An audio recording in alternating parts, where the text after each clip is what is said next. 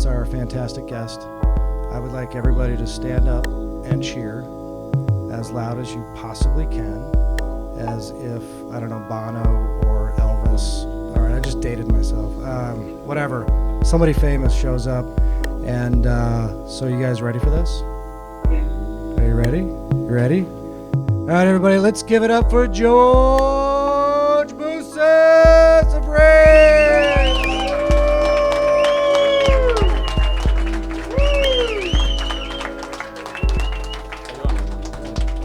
So welcome. Thanks for having me. Yeah, thanks for being here. And thanks for coming out on St. Patrick's Day, by the way. Awesome. Anytime. Cool. So I know I've hinted at this already for you and others that have been a startup grind in the past. I like to start out just getting to know you and understanding, where you grew up, what were you thinking as a kid, what kinds of things were you doing, and was there anything in particular that maybe demonstrated your proclivity to become an entrepreneur? Awesome. So first things first, I was told that I'm actually convincing you guys all to quit your jobs or to start something new, so I'm flattered.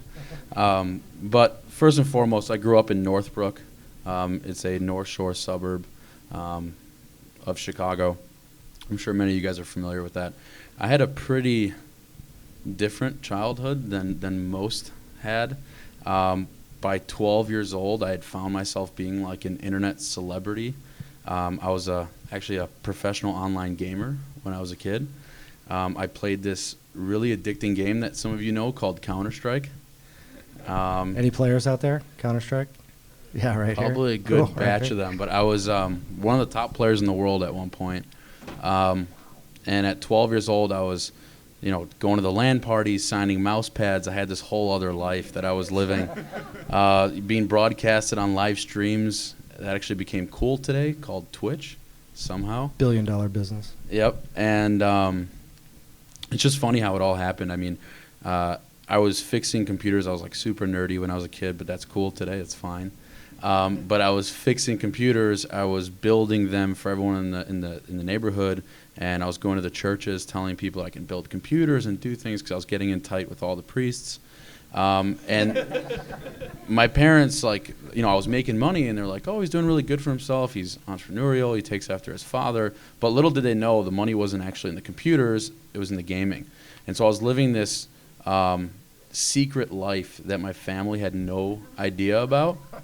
I was 12, 13, 14 years old, actually flying around the country, lying to my parents that I was staying at friends' houses.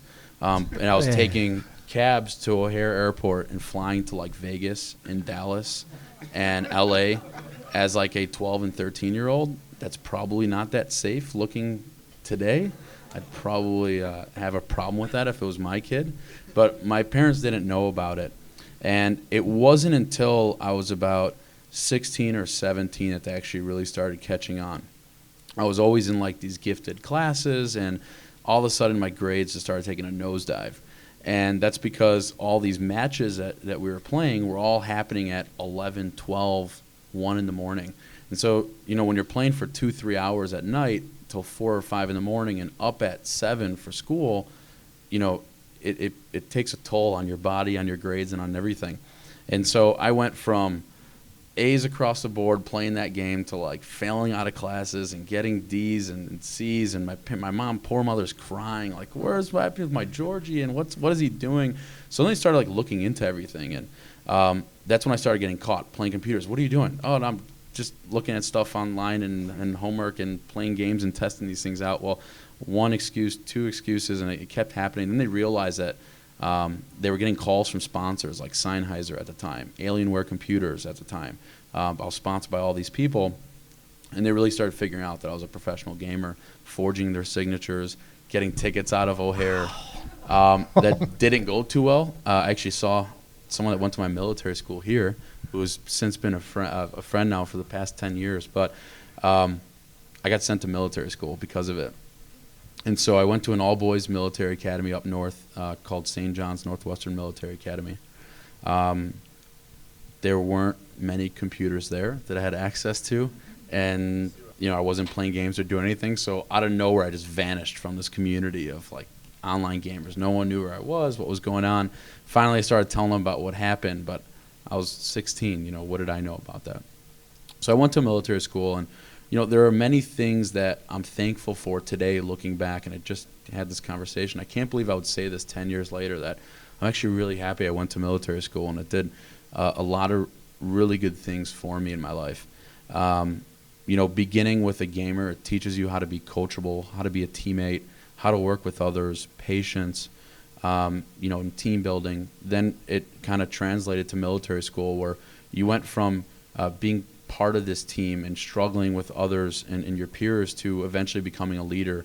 And at one point I had about 80 people that were under me from, obviously having rank at school. So there's a lot of things looking back that you look at the small things in life and you realize that they had a huge impact on who you are today and the type of entrepreneur that I am. From there, I ended up going to college locally here in Chicago, so I went to DePaul. The reason for that really was because I was working for my family at the time. We have a chain of grocery stores in Chicago. Some of you may know, they're called Cermak Fresh Market. So we have, probably about 17 stores between Chicago and Milwaukee today. But I grew up, my whole life working in the stores, trying to be involved in some way or another, admiring my father for the business that he had created. I had seen my family go, from, very simple means to having just a new lifestyle, and watching my parents kind of mature in the progression of building wealth over time. It shows you kind of the impact it can have on a family. And so I always admired my father for that, and I always wanted to work with him. So started working with him in the grocery stores, and I really wanted to tackle a problem that we had at the time, which was understanding what were the margin killers of the business. What a lot of people don't know is that in a grocery business, you operate at a 1 or 2% margin. 70% of the food that you buy goes to waste within 3 days. And so you really have to optimize for how are we purchasing, how do we eliminate overstock and food waste. And so I knew the answer wasn't trying to train someone that it didn't really have a material impact on themselves. Remember, whatever we made at the end of the day was how we fed the family and how we continue to expand our business. And so it's hard to replicate that feeling to someone else that's just working for you. So I decided to take a very data-driven approach to everything. I started looking at how much we were buying, what times of the year, what foods had an impact of seasonality and whatnot. And so by virtually over 4 years eliminating food waste and overstock, and by optimizing all the purchasing, we had grown the margin of the business to 12%. And so I was all proud of it. My older brother was all proud of it. We told our father about what had happened. He said, "Great, that's why I got you a degree, not get back to work." And so it's tough, I guess, living under the shadows of your father as much as you admire those things growing up, because there's only so much you can do. And that's really where the inspiration for Raise actually came from. It was from our family business, because after I had done all this stuff in data and understanding our customers, I wanted to launch a gift card program. And at the time, the thought was, who doesn't want to sell $100 expired a year later and take all that as profit? I thought it was brilliant. So I tried to explain it to my father, and he's like, no, we're not doing any of these gift cards. We're not doing it. Get back to work. Go stack produce shelves. Go work in the back room. Go work in the deli and all that. And I was like, why do I have a degree again? Why am I working here? What am I doing? And so I pretty much built that courage to go on my own path. And it's really tough walking away, especially from a family business. I know a lot of you guys out there, are looking to, go on and venture off to doing your own things and working for someone else. But imagine it working for your father, who's built this legacy and built this business from nothing over the last 25 years, and the guilt trip that you have of him saying, what are you talking about? You're going to leave and do your own thing. Why did I build this business? Why am I working 7 days a week and morning to night? And I grew up actually never really knowing my dad or building much of a relationship, because he was always working to build something for us, to give us opportunities later on in life. And so that's probably the hardest conversation I've ever had in my life. Telling a man that like I admired so much that I was going to go on and do my own thing. And he kind of took it as in it wasn't good enough, or where did he go wrong? And I had a really damaging, I guess, kind of, our whole relationship from that point forward for like 6 months, it was really, really awkward. We weren't really talking to each other. I had told him, Dad, I want your help, advice. He's like, listen, if I did it on my own, you're going to do it on your own. And so my dad actually never invested in the business. He went as far as telling family and friends not to invest in the business because he didn't want to be on the hook for any of the money. And in a way, I look back and I'm like, he actually did it, I feel, on purpose, because he wanted to make me a stronger man and make me realize that, nothing comes easy in life. And so, I actually thank him for that. But I ended up taking all the money I had saved up as a gamer, graduation money, birthday money, everything. It was like a little over $200,000, and I used all that money to start my own business. And so I was literally calling people off Craigslist ads, inviting them to my house. Again, another not really smart thing to do. We have some really funny stories about that, but I can go into them in detail. Example of that is our first hire. I was like, yeah, you're really interesting. I'd love to interview you. This is where our office is located. And she sent me an email back and said, my husband doesn't really feel comfortable with me showing up at somebody's house for an interview. And I was like, oh, God, I totally forgot that, because I was, caught up in this whole, the house is the office, and this is where we're going to start the business. And so started it off, in my own house and in my living room in 2011 as just an idea, and continued hiring people on Craigslist, because that's like the go-to hiring spot for startups. And just we're building the business. In the beginning, I was literally going to the grocery store, buying full price gift cards at a discount, losing money on every card, and seeding the market myself.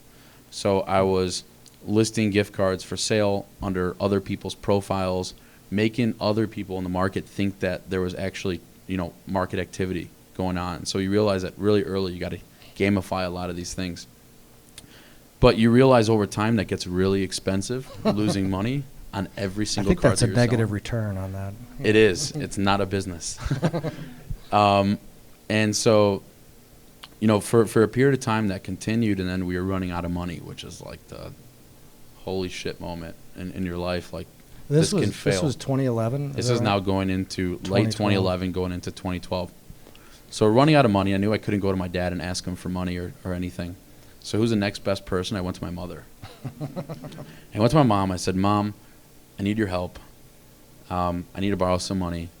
I realized that starting a business is much harder than I thought. Can you help me out? And I'll never forget this, because I think I owe so much of my success to my mother that dealt with so much, growing up with me. And she said, your father forgets who was his first investor. It was me that was saving up all the money over the years to help him out.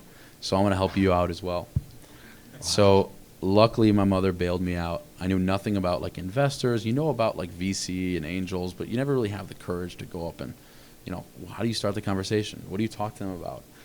How do you get this all going? So my mom was the first investor that we had. We didn't have some shiny angel investor. It was my mom that was our angel.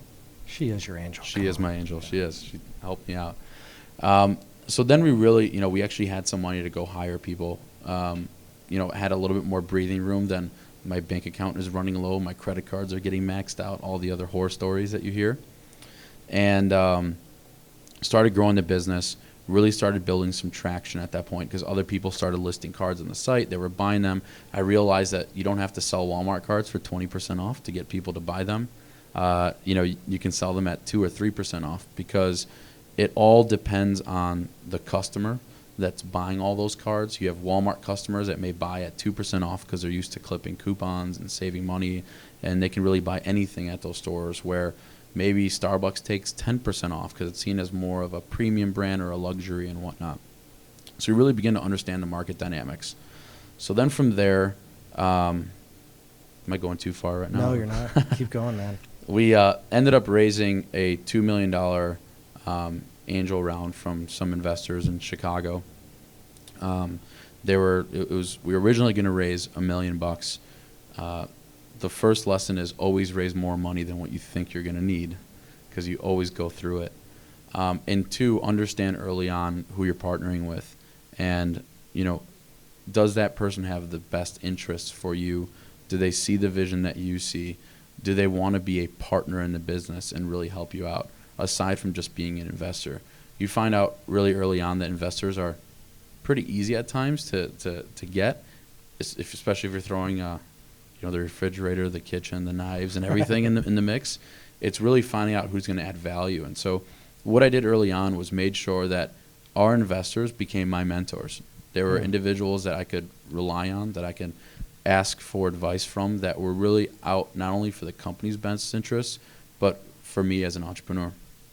And so we ended up raising that $2 million round, really now had more breathing room, can actually get an office, like a nicer office.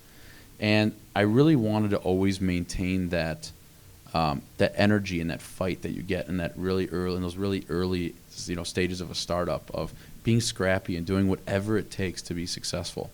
So we moved into this big office.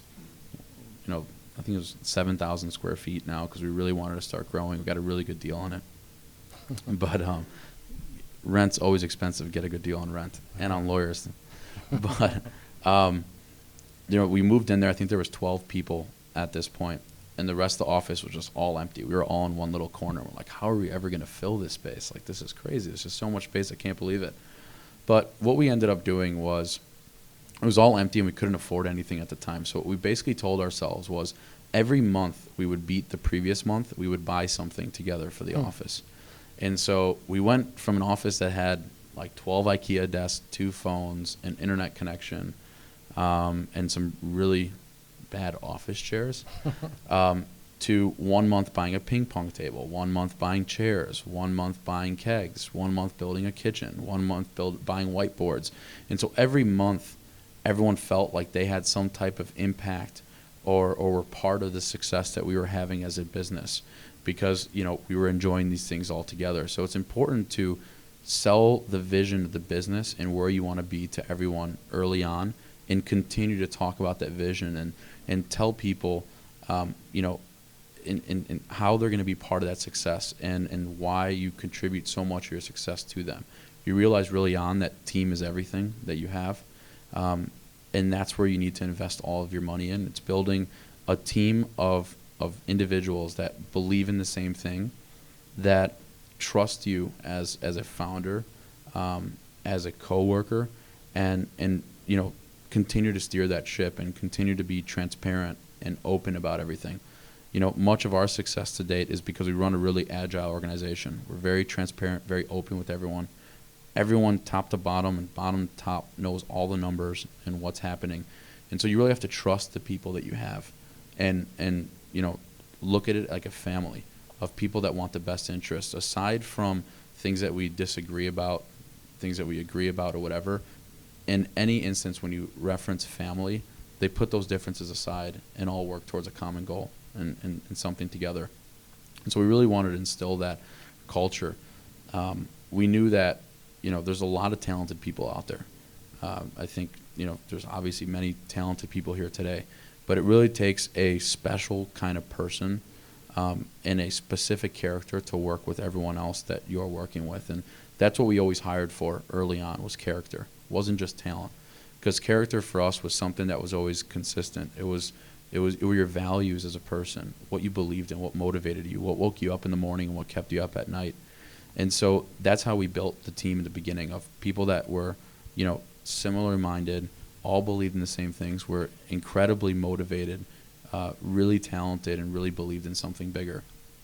So fast forwarding on, in late 2012, we decided that we wanted to basically brand our site as Raise. And the reason for that is, a lot of people ask us, like, why is your name Raise in a gift card business? And the reason for that is that we believed that discounting, savings, couponing, it just sounded kind of cheap. You did have a name before Raise, right? Yeah, it was horrible. It's called Coupon Trade, yeah. And the reason for that is you can't really afford a good domain when you don't have a lot of money. And so you have to sell a vision of, everyone refers to gift cards as coupons to all your investors because they're asking like, why the hell is this company named Coupon Trade? And so, for like a year, that was the name, but we always knew that it was something bigger than that. And so we looked at saving money and everything in a way that how can we make this, a positive, and how can we make this, something that was emotional that people believed in. And so we wanted everyone to feel that they weren't just saving money to save money. They were giving themselves a raise. They had more than what they had before. And when they sold a card, they turned kind of this piece of plastic into something that was liquid, into cash. And so you had money that you didn't have before. So we took this whole different spin on saving money. I had a funny story that I shared last week about how we bought the domain. So people are wondering, how much did you spend on the name Raise? That was a question that we had. So when I originally went out, they asked me for $1 million for the name. Wow. 5-letter, correctly spelled domain. You learn that domains are like real estate, and it's all about location and brand. And so I kind of put my grocery hat on, and I was like, I'm going to strike a deal with this guy. So for 2 months, going back and forth, it was all about, you're wrong. It's not worth that much money. You pay $7 a year on GoDaddy for this domain. It's not worth $1 million. If it was worth $1 million, people would be jumping at that opportunity right now. Like, why are you still squatting on the name? And so, kind of after 2 months, I actually convinced the guy for us to buy the domain for $40,000. Wow. So we ended up buying Raise for $40,000. So just be consistent, persistent, and work hard. And if that's what you want and you're going to set your eyes on it and your mind on it, like, make it happen. And so we bought the domain, branded the site Raise, and launched in February of 2013, and just kind of completely took off from there. We had a brand that really not only made sense from a consumer mindset, but as far as something that we believed in as a company. We looked at Raise as not only just what people use and how they use our site, but what we believed in as a business. It was all about constantly raising the bar. It was all about expecting more and putting the customer first. And so that became part of the culture. And, from there, business continued to grow. I'll share some kind of stats that I've shared that have kind of been pretty open. We were getting constant kind of emails and outreach from investors that were out there. Hey, we'd love to talk. We'd love to meet you and whatnot. And so we always just said, flattered. Thanks so much for your interest. We'll reach back out. So we finally decided in the fall of 2013 that we were going to go out and raise money. And so I reached back out to all the investors and said, hey, you know what? I have this appointment out west. We're heading out there. We have back-to-back appointments, but I have a small slot of time that I'm available between 2 and 4. None of the other stuff was true at the time. I was just basically trying to fill my day up with meetings. And so if I went to someone else and said, hey, I'm booked all day. I'm only available 11 to 12. So you knew that you had their attention because they wanted to make time for you. So you learn that raising money is a bit of a game as much as it is, have a business that actually has substance. And so went out there and booked back-to-back meetings with all these investors. And we were always very open and transparent about everything. Again, back to the way we built our culture. And so when we handled the meetings, it wasn't just so much of a marketing deck that we put together that had a lot of fluff or anything. It was, what does the business actually do? And if you can demo a product or show people why this is game-changing, that's really what you want. That's the ideal kind of experience of raising money. And so we pulled up all of our dashboards, and they were seeing transactions happen in real time, and they're like, wow, this actually really works. This business is really big. They're doing like a hell of a job. And so it makes that conversation a lot easier at that point when you have a product that's working, when it's actually generating money. And so we ended up getting a phone call from a firm out east called Bessemer Venture Partners. And the other guy on the line was this guy, Jeremy Levine, who's like this prolific investor. He just doesn't believe in any of the vanity of traditional venture capital. He's the first investor in Pinterest, LinkedIn, Shopify, Yelp, diapers.com. I mean, just an awesome guy. He's doing okay. He's doing all right. And so, I get a call from him, and I'm like, wow, this guy's really interesting. It's really onto us. He's like, I've used your site like 6 times. I've sold like 4 gift cards. I've bought 5 things. Like, I get it. I understand it. I really want to meet you. So I took a flight directly there, and I was like, I'll be at your office Monday morning. Went there, chatted with them. Same story. Opened with them, showed them our what was going on. Went to dinner that evening. The next day, they gave us a term sheet, and we ended up raising a little over $18 million on our first round of funding. Important things from there. A lot of you guys are probably asking, like, how did they do it? What happened? You realize it's a game. You know, we had term sheets at the time from others, but it all became about access to the deal. And so it was, you know, things are moving really fast. There's a lot of interest because there was, but we wanted to make a decision, you know, relatively fast because we knew that the process can take a while. It becomes really distracting from the business. And the best use of my time was running the business and doing what I do best.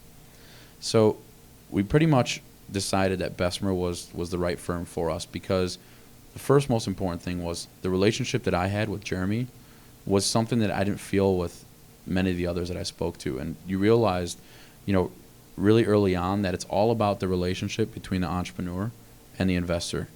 You know, all the firms have money. All of them have a lot of really good connections. All of them have a lot of those great businesses in their portfolios. But it's all about how you feel and the chemistry you have as an entrepreneur with the investor. And furthermore from that, it's all about the chemistry that you have as a company and the firm. And so we kind of took a very non-traditional approach to everything, but it just made the process that much easier down the line. Because after we had raised the $18 million, I think at that point we had raised $21 or $22 million. It made the next process that much easier. Just to kind of put things in perspective of size, this is something that I told everyone else. From the time that we launched Raise as a brand in February of 2013, I think within 13 months, since we finally understood the business and how it worked, we had hit $100 million in revenue in the 13-month period of time.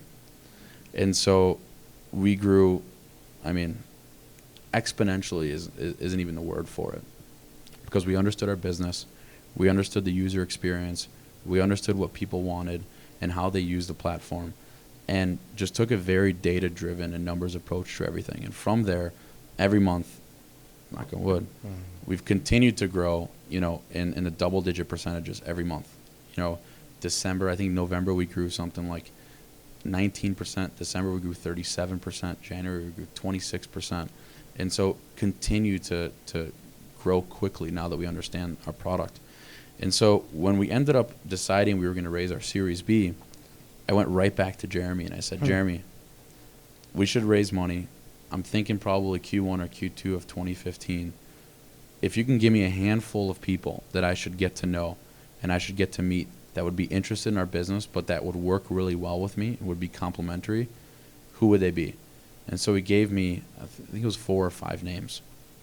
And so I went out and basically he told me, don't spend more than 1% of your time on this. At the end of the day, we get the most out of you running the business and you focus on what we're building here today. You know, if the opportunity's there and you can go get dinner with them or meet them or just kind of understand who they are as people and you like them, do it, you know, and spend as little time as you can. So I went on a couple of these meetings, mostly dinner, lunch meetings, and had them fly to Chicago to meet with us. So one of those firms was NEA, and they flew in and sat down for an hour with them, and basically they were like, listen, we're supposed to be on a flight in 2 hours. We'll cancel the flight. Can we take you to dinner tonight? I was like, it's pretty cool. They're canceling their flight. They don't have any clothes. They're willing to stay here. And so we went to dinner that night and spent like 4.5 hours with each other. We shut the restaurant down, 5 bottles of wine later. Makes the conversation pretty easy. But just really had a blast with each other. Again, I just felt that chemistry. They understood us. They wanted to be, you know, they loved what we were doing. And, you know, I remember the next morning, it was Friday, and I get a call from Tony Florence that's there, and he says, we're convinced we're investing in this business. What is it going to take? I was like, Tony, again, same process again. I'm flattered. This is awesome. We love you guys. This has been incredibly helpful, but we're going to raise in Q1 or Q2. We'll figure out, who the best, individuals and investors are, and we'll reach back out to you. And he's like, no, you don't get it. We're investing in this business. What is it going to take to be involved? And I was like, nothing. So then I kind of called Jeremy, and I was like, Jeremy, NEA is really, really excited about what we're doing. What should I do from here? And he's like, I think you should go meet the partnership and see if you like them. Do you like them? Are you going to get along? And so Tony had asked me to fly out there on Monday to meet the partnership. He's like, you don't need a deck. You don't need anything. Just come meet us and tell us your story. So I went there, flew to Menlo, spent about an hour with the partnership just talking about kind of the same thing that I'm talking about here, about being a gamer and doing these things. And he's like, can you stick around for half an hour? And I'm like, sure, I'll be right back. And he's like, where are you going? And I was like, I'm going to go drive over to Kleiner across the street to go see Mary Meeker and John Doerr. And he's like, what are you talking about? You're going to leave and go meet Kleiner. Like, we want to talk to you. And I was like, well, I want to go keep them in the loop on what's happening as well, because I had spoken to John Doerr, to Mary Meeker, and I owed them at least an explanation. So I went over there.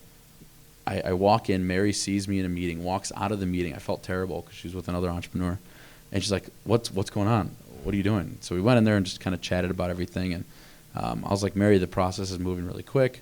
I'll let you know if anything happens.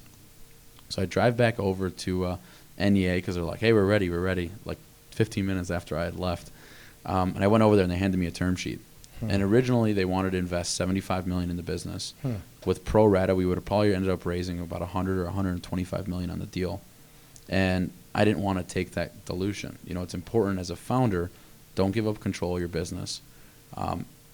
At this point in time, don't take on more than what you need, because we still had all the money in the bank from the last round that we did. The business was cash flow positive. We were making money. We were growing in a very responsible way. And so, to make a long story short, they wanted to put in $75 million. I said no. I came back and said, how about $40 million? Because I'd done all the math on the cap table and saw at what point did I lose control or at what point did I maintain control.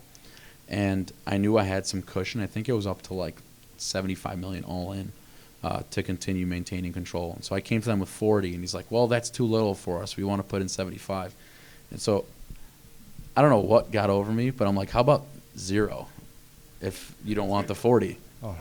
And he's like, you take a gamble at that point, because, if they say no, I'm kind of like. We got Kleiner across the street. Yeah, right? we got an issue right now. But, just starting the process would have been distracting again. And so he's like, okay, we'll take anything we can take.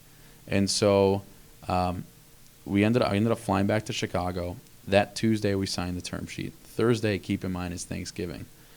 And so we signed the term sheet on Tuesday because they promised that they would close in at least in 10 days. Signing, close, and diligence and everything. And so we ended up signing on Tuesday, and they wired and funded by that following Wednesday. So we raised $56 million on our Series B. We actually had a follow-on from Excel that invested another $6 million. So we actually raised $62 million on our Series B. And today we've raised, I think it's $86 million to date. And that's the story of how we raised money and how that process all happened. And now it's just back down to the business, heads down, and focusing on building a really big business. That's really awesome. By the way, your gaming story as a kid is probably the best story I've ever heard. So I always start out Startup Grind the same way, and I think yours is hands down the best one I've heard. You learn to be comfortable with it. It's always something I was so shy about as a kid. I never wanted to be like the gamer, and it was like so nerdy while all my other friends were like playing sports and doing all the cool things. And now I just look back and I'm like, I'm so thankful for, being who I always was and not being scared of that. And kind of taking a non-traditional approach to everything. It's difficult because, actually the way I got into gaming was because we're all very spread apart in our family. I'm 27 now.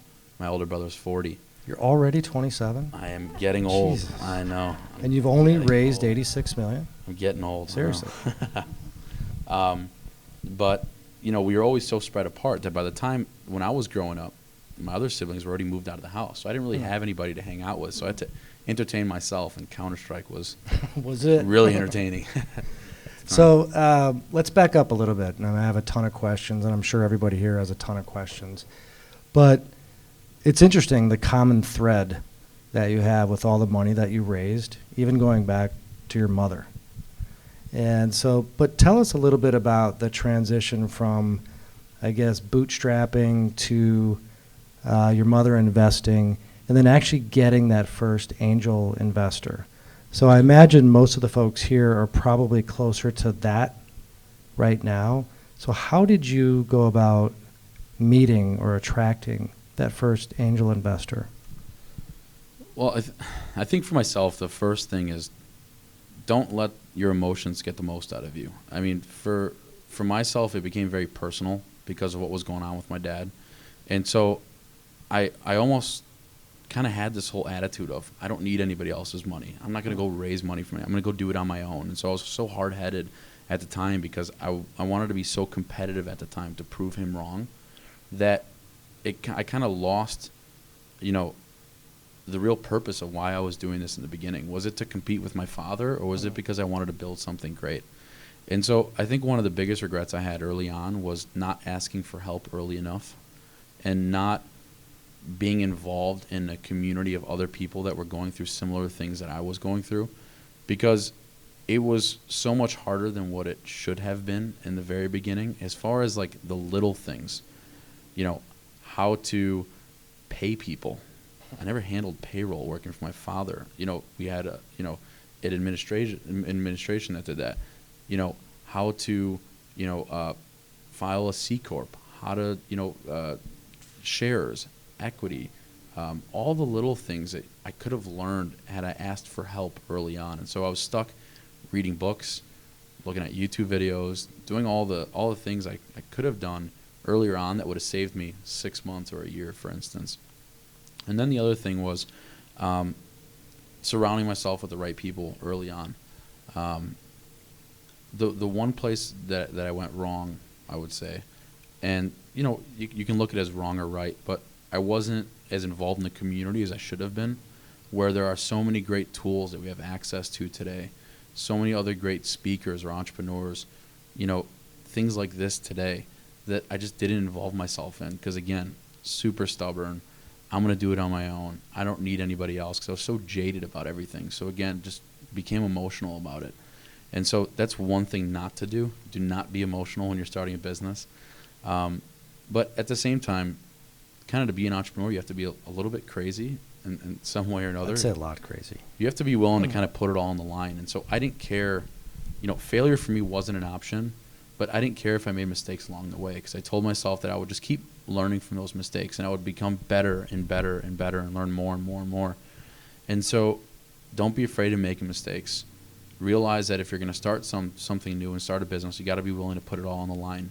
And failure or no failure, don't make that an option.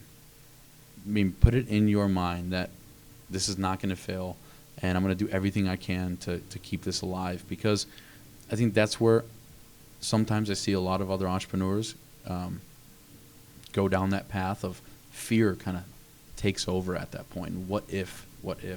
Stop asking yourself what if. Just go ahead and do it and mess up, and that's okay, and learn and surround yourself just from other good people. I think the biggest takeaway that I had was that I surrounded myself with the right people. I had a lot of really great mentors, and I was very coachable always. I always took feedback, what I can learn, because I realized that my stubborn mentality, my attitude wasn't working. And so I just began listening, and I turned on like almost the gamer in me of listening to where to go and the strategy and all that stuff, and realizing that, I don't know all the answers. In fact, I don't know much at the time, especially, years ago. You learn things over time. But that, knowledge and everything, it wasn't, knowledge and wisdom, it wasn't everything. It was your ability as an entrepreneur to learn and to listen, to learn from others, to take what people are doing well and figure out ways that you can do it better. And looking at what they didn't do so well, just don't do it at all. But, again, it's a series of trial and error. Ask for help. I always make myself available, sometimes a little too much, but I think it's my duty today to give back and to help everyone else out, because if I can stand here in a room 2 years down the line with all of you that are then successful entrepreneurs and doing your own things, that's what's fulfilling in life, of knowing that you helped other people out. Not how much money you raised, not how well your company's doing, but what you give back to society. So I encourage all you guys that, you know, with success, with everything, also comes responsibility of paying it forward, of giving back, of being as involved as you can in the community, and not making the same mistakes that I made all along. Phenomenal. You've mentioned team quite a bit, and absolutely agree. The team is 100% critical. When you were in that first space, that 7,000 square foot space, how many folks were there, and who were the original team members, and out of those, who would you consider to be the most critical? Did you have a co-founder? Early on in the early days when we first started Coupon Trade, I had a co-founder. You know, he had an opportunity to move on and do something else early on, and so he went his own way. So that initial team and that 7,000 square foot, where did they come from? How did you attract them? So we've kind of built like this motley crew of just people that were on a mission to build something great. A lot of them on Craigslist, surprisingly, still there. I mean, our head of operations, another funny story with him, it's actually my fiance's brother, who, when we were in the apartment, he came by once.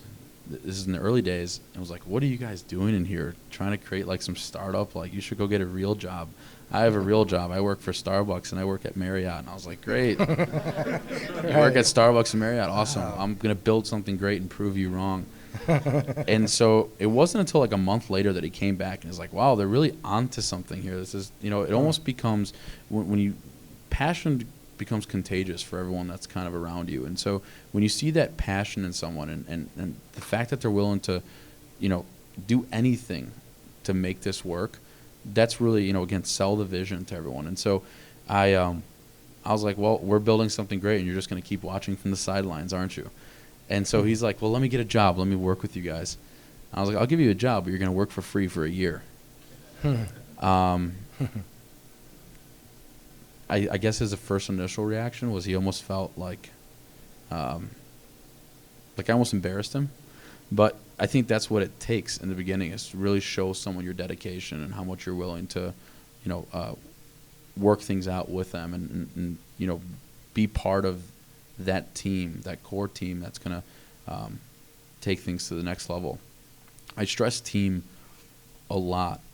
And it's not for, you know, it's not because my team's here and I'm trying to, you know, get them all amped up, but really because I really do mean that your team is everything. When you put a team together in professional sports, for instance, you don't go get a third-string quarterback and put them with a, you know, benched running back and receivers, you know, that Wait, you just described the Bears, I think. Ouch. Yeah, that hurts. But, you know, in general, you want to get A players that are motivated, that want to be the best, that are competitive. So it's the same thing in building your own team. It's the foundation that matters. And so, you know, we had the right people with us in the right positions that were all bought into the vision of the business and what we were building. It was much more than, and I'd love to go into vision with all you guys, but it's something that we're like very, very hush-hush about. But for us, it was getting everyone bought into that vision, that it was much bigger than just gift cards. It was much bigger than just a marketplace that people see today. It was something that would fundamentally change the way we shop and the way we do things. And so build this vision, but have a clear path on how you're going to get there and how you're going to build this big business. And for those of you that know me, again, I'm a little nuts, but I tell everyone that I don't want to build a $1 billion business. That's not what excites me. What excites me is I want to build a $100 billion business. And for the ones that do know me, know that, you know, that's what I breathe and what I talk about all the time to everyone around me. Because you really have to be someone that wants to build something great. I tell everyone that works for us, build a legacy. Build something that everyone's going to remember you for. not you just built a big business or you raised a lot of money. Build something that fundamentally changes what people do today. You know, and you know, we don't remember, for instance, Steve Jobs by he made a lot of money and he got really rich and whatever. Some people do. But the majority of us remember him for the vision and what he built and what he created and the products that we use in our everyday lives and how that changed, you know, everything we do, from these devices, the apps that we use. Think of everything that's come from just this. That's what a legacy is. You know, no one's going to remember you for all those other things. They're going to remember the impact that you had. And so sell that to your employees. Not, I'm just going to make you really rich. That stuff comes with a great product, with something that people love. Trust me, money comes. You can't make money the goal or the thing that's the only thing that you care about. You have to build something great, build an experience that people love. You know, Pivotal isn't where they're at today because they just built things to make a lot of money. They're where they're at today because they built things that people love, that they collaborate with, that they work on together. And so I, you know, commend a lot of those companies that put that first before anything. So we talked a little bit earlier tonight about you're moving into a new office in what, like 3 weeks? Yeah. State in Madison, I think you said. How do you, I mean, it's obviously important to have this sort of, and I hate this term, but corporate culture. Like, you have a culture in your company. How do you maintain that as you scale? Yeah, you know, for us, culture isn't ping pong tables and pool tables and beer and all that stuff. Like, culture is much more than that. It's kind of the mindset of your employees and what you've built. You know, culture for us, as we think of, you know, we think of ourselves as a startup because we want to be nimble, we want to be agile, we want to move fast and build things. But, you know, we see ourselves as having the, I guess, structure of a corporation, having the, you know, processes of a larger corporation. Sure, we're, you know, still an early stage business and can be considered a startup, but we don't use that as an excuse. We don't say we're a startup so we can afford to mess up. We're a startup so we can, you know, waste a lot of money. We're a startup so we can, you know, make all these excuses. You got to operate like a business, and it's not just a corporation. It's a business at the end of the day. And you need to be responsible for those actions. You don't go around, you know, as a business and just take down production, for instance. It's the conversation I had earlier with someone. There's a material impact that has well and beyond just the site's down for 3 minutes. It's, think of the experience, think of the customers, think of what's going on the other side. And so when you begin thinking as the customer, when you begin thinking of ways that you can please them and ways that you can improve this experience, that's really what success is measured by. Incredible. So can you give us a hint at what the bigger vision is to get to that 100 billion? It's, you know, for us, it's just disrupting retail as a whole. It's fundamentally changing the way we look at incentive marketing, the way we look at the way we shop today, what motivates us to buy things, and how businesses, on the greater scheme of things, look at acquiring customers, look at understanding their customers, look at, you know, what motivates customers. Knowing, you know, a person that shops at Whole Foods also drinks Starbucks and also visits AMC theaters and does these things. And not only looking at it on the brand level, but looking at it on the product, to the price points, to all those types of things. So awesome. I'd love to get into detail, but you guys will see things. I was just seeing what I could pry out of you. Anyway, why don't we do this? Why don't we open it up to questions? I'm sure there are lots. For us, it wasn't just so much how much money we had in the bank today. It was what would more money allow us to do later on. And so it's important to think of not only just in, you know, although we're iterative and although, you know, we think in 3, 6 month, you know, 12-month life cycles, you got to think of well and beyond that at that point. For us, you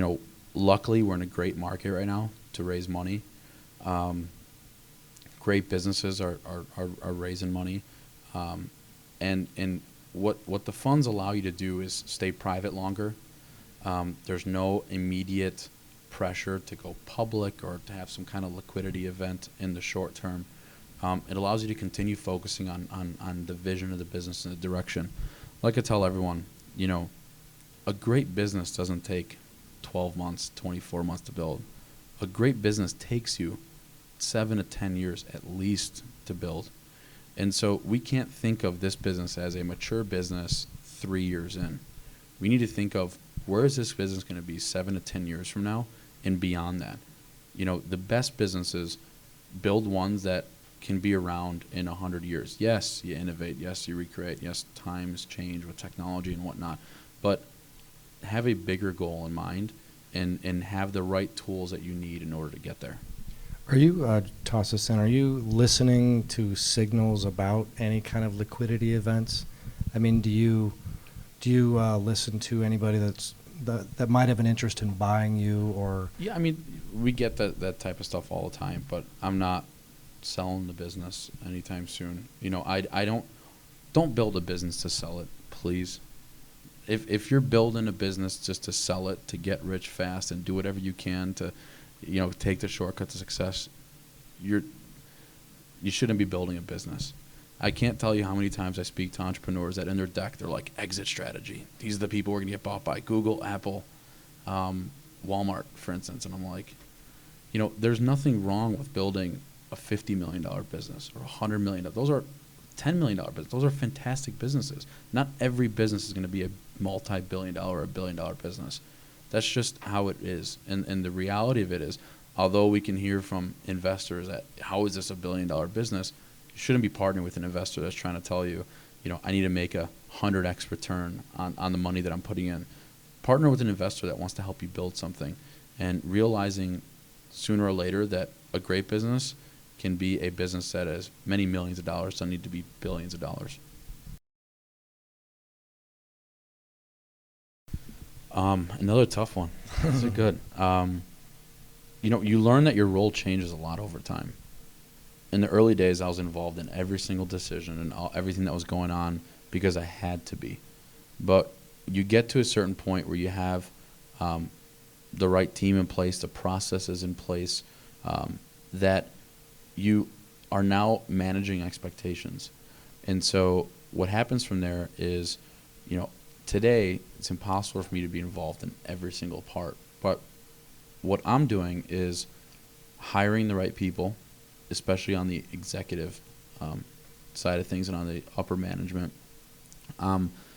Continuing to sell vision. So again, not only am I like the Rays cheerleader, but also like I try to rep our city as much as I can anywhere I go. Nice. To try to help everyone else out. It's focusing on the direction of the business, where are we heading, the strategy and whatnot.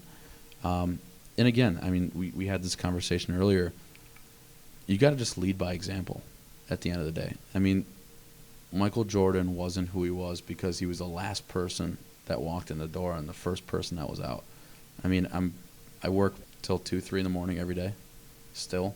And people know they can find me there. And so it's being available, showing that you care, hiring the right people, managing the expectations. Awesome. All right, let's give it up for George Bousis, founder of Rays. Thank you so much. Awesome. Thanks very much. All right, everybody, just a couple notes. We tried this last time around, and I want to do it again, but I need 2 volunteers that want to pitch their startup, 30 seconds. All right, my startup is called Scripter, SCRYPTER.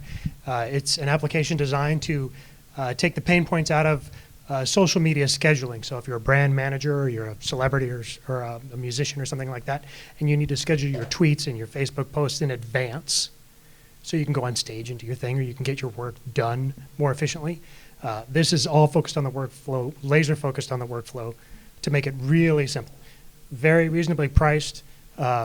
It's a very convenient offering for anybody who wants to leverage the product, because it's you're saving hours for dollars. So it's a very good value proposition to the customer. Awesome. Awesome. Thanks very much. Go. All right, 30 seconds. My company is called FeedTree. We're going to be launching next month. And what we are is a networking site for high school students to be able to connect with colleges, trade schools, and civic organizations. We realize that every year there are about 3 million students that are graduating from high school. 2 million of those students go to college, which leaves 1 million students left to figure out what the heck they're going to do. So we want to make sure that they have access to opportunity to figure out what comes next, and we want to help them mitigate a lot of those obstacles that they face. So FeedTree, look for it. Come in next month. We're going to be networking with lots of high schools and organizations. All right, let's give it up for everybody tonight. Everybody, thanks for coming out.